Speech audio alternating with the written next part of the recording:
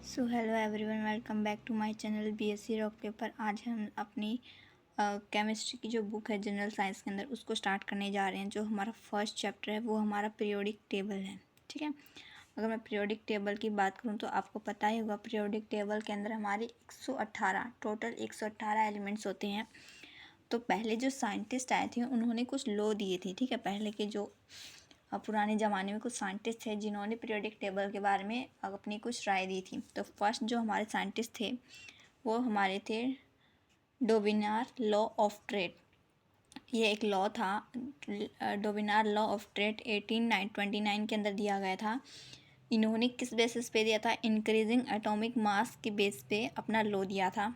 ठीक है, इसके अंदर कुछ ज़्यादा पूछा नहीं जाएगा, बाकी आपको ये याद रखना है कि कौन से लॉ के अंदर किस बेस पे अपना लॉ दिया था। सेकंड जो साइंटिस्ट आए थे उन्होंने जो उनका नाम था न्यूलैंड। न्यूलैंड ने अपना लॉ दिया था, न्यूलैंड लॉ ऑफ ऑक्टेव्स। ठीक है, इन्होंने इंक्रीजिंग एटॉमिक मास उसी के ऊपर अपने मतलब की डिस्कवरी को मतलब लॉ को बताया था 1865 के अंदर।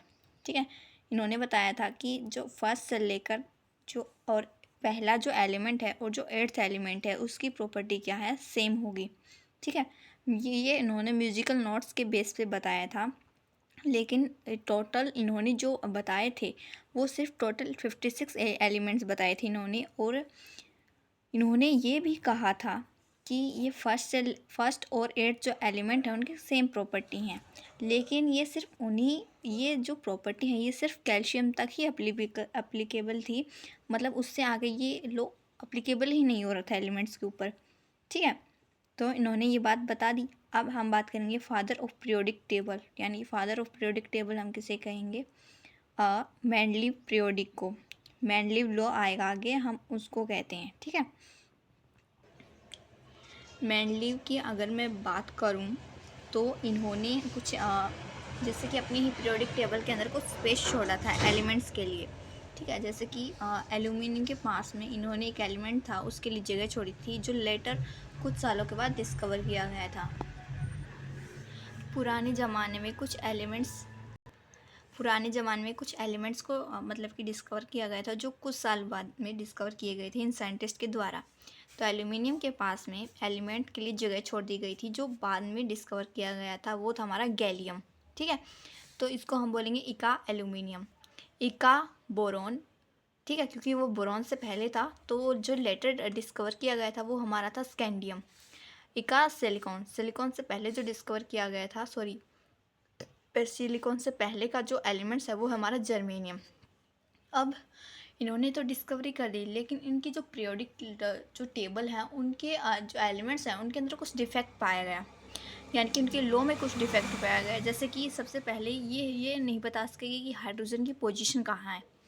साथ में कई एलिमेंट्स सेम एलिमेंट को उन्होंने मतलब कि सेम ही ग्रुप के सेम एलिमेंट को इन्होंने अलग अलग प्रॉपर्टी बता दी, यानी कि कहा कि उनकी अलग अलग प्रॉपर्टी होती है।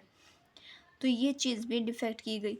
फिर है इन्होंने लैंथेनॉइड्स और एक्टिनॉइड्स को इंक्लूड ही नहीं किया अपनी पीरियोडिक टेबल के अंदर। Increasing order of atomic mass, और इन्होंने अपने जो एलिमेंट्स हैं उनको एटॉमिक वेट के इंक्रीजिंग ऑर्डर में रखा ही नहीं। ठीक है, तो ये सारी इनकी डिफेक्ट्स थे, यानी कि ये इनकी कमियां थी इनके टेबल के अंदर। आगे से जो साइंटिस्ट आए थे वो थे हमारे लोथर मेयर। ठीक है, कंट्रीब्यूशन ऑफ लोथर मेयर। इन्होंने क्या बताया? Initiated the plotting of periodic relationship against the physical and chemical properties, यानी कि इन्होंने एक ग्राफ बनाया जिसके अंदर जो पीरियोडिक रिलेशनशिप को दर्शाया गया फिजिकली और केमिकली बेस पे, यानी कि उनकी प्रॉपर्टी की बेस पे। अगले जो साइंटिस्ट थे वो हमारे थे मॉडर्न पीरियोडिक टेबल के, जिन्होंने डिस्कवर किया था हेनरी मोजले। ठीक है, 1913 के अंदर डिस्कवर किया था। इन्होंने क्या किया था? केमिकल और फिजिकल प्रॉपर्टी के ऊपर मतलब कि बेसिस पे और साथ में एटॉमिक नंबर पे इन्होंने क्या किया? अपनी मतलब कि मॉडर्न पीरियोडिक टेबल को बताया। ठीक है, इनको अपने एलिमेंट्स को दर्शाया। एटॉमिक मास को हम ए से रिप्रेजेंट करते हैं। ठीक है, ये याद रखना। और एटॉमिक नंबर को हम जेड से रिप्रेजेंट करते हैं। टोटल 118 एलिमेंट्स होते हैं।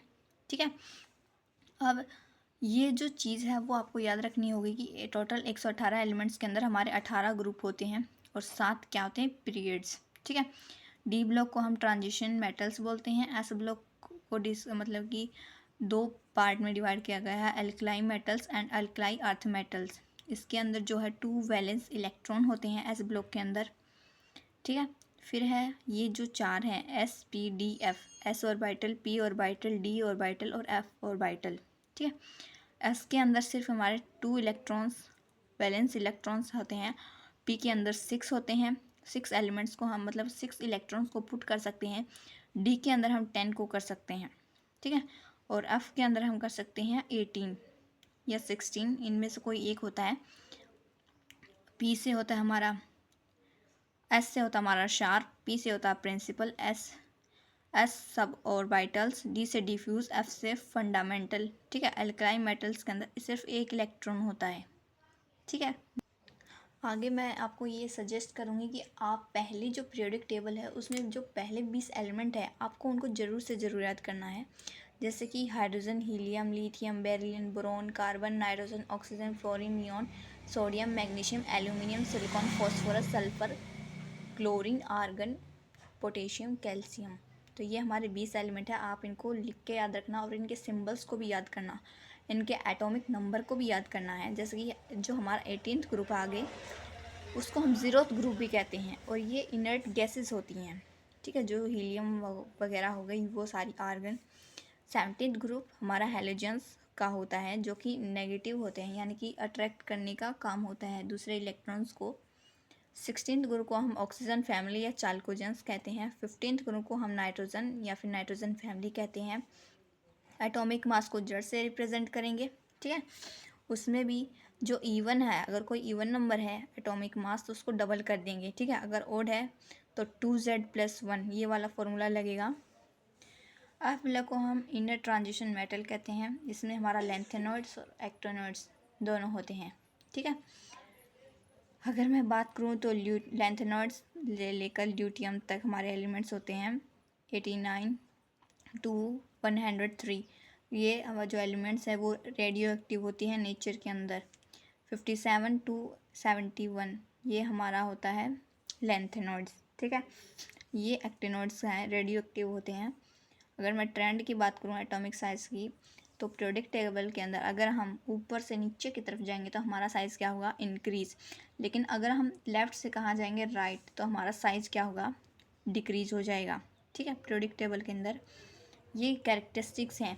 अगर मेटेलिक कैरेक्टर की मैं बात करूँ तो जैसे जैसे मैं नीचे की तरफ जाऊंगी डाउन द ग्रुप, तो हमारा जो मेटेलिक कैरेक्टर है वो इंक्रीज़ होगा। ठीक है। और एक ये PO एलिमेंट होता है, इसको डिस्कस किया था मैरी क्यूरी ने। ठीक है। और पिच ब्लेंड कौन देता है, हमारा यूरेनियम जो एलिमेंट है वो वाला लास्ट का एलिमेंट है, 118 एलिमेंट। ठीक है। तो आयनाइजेशन एनर्जी की अगर मैं बात करूँ तो इसमें वैलेंस सेल से, अगर कि जो लास्ट वाली जो सेल है अगर उससे इलेक्ट्रॉन खींचने में कितनी एनर्जी लग रही है, यानी कि वैलेंस इलेक्ट्रॉन से मतलब कि जो अट्रैक्ट करने में, खींचने में, उस एलिमेंट इलेक्ट्रॉन को खींचने में हमारी कितनी एनर्जी लग रही है उसका हम बोलते हैं आयनाइजेशन एनर्जी। कौन खींचेगा, न्यूक्लियस खींचेगा। ठीक है। और सबसे ज़्यादा किसकी होती है, मतलब कि हाईएस्ट आयनाइजेशन एनर्जी वो हमारी हीलियम की होती है। आई होप आपको समझ में आया होगा इतना। Thank you.